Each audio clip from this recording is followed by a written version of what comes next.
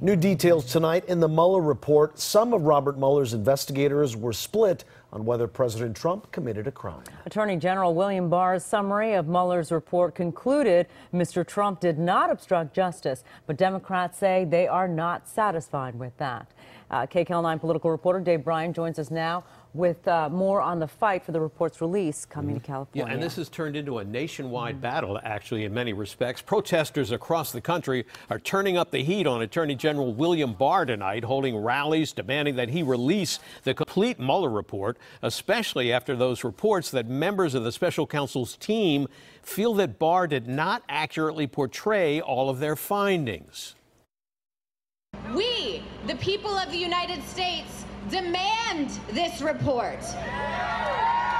On the steps of L.A. City Hall Thursday evening, a coalition of progressive groups and organizations rallied to demand that Attorney General William Barr release the complete Mueller report on the Russia investigation to the public and to Congress. They need to demand that they get to see the unredacted report and that we get to see the unredacted report. After all these months of work, I think that's the least we deserve. We're just concerned about the full Mueller report being released because we see a lot of things about the Russia investigation that don't look right. At rallies across the country, Democrats like the chairman of the House Judiciary Committee turned up the heat on Attorney General Barr to release the full report. Our system of checks and balances demands that Congress get the full Mueller report and all the underlying evidence. There's an easy answer to this. Release the Mueller report as soon as possible. And adding fuel to the fire, CBS News confirmed that the special counsel team was split on whether President Trump obstructed justice, with some investigators believing that the president committed a crime. And several news outlets cited anonymous sources claiming some of the more than 24 special counsel prosecutors felt Barr did not accurately convey their findings to Congress. Those reports drew the ire of President Trump's attorney, Rudy Giuliani, who sounded off on Fox News.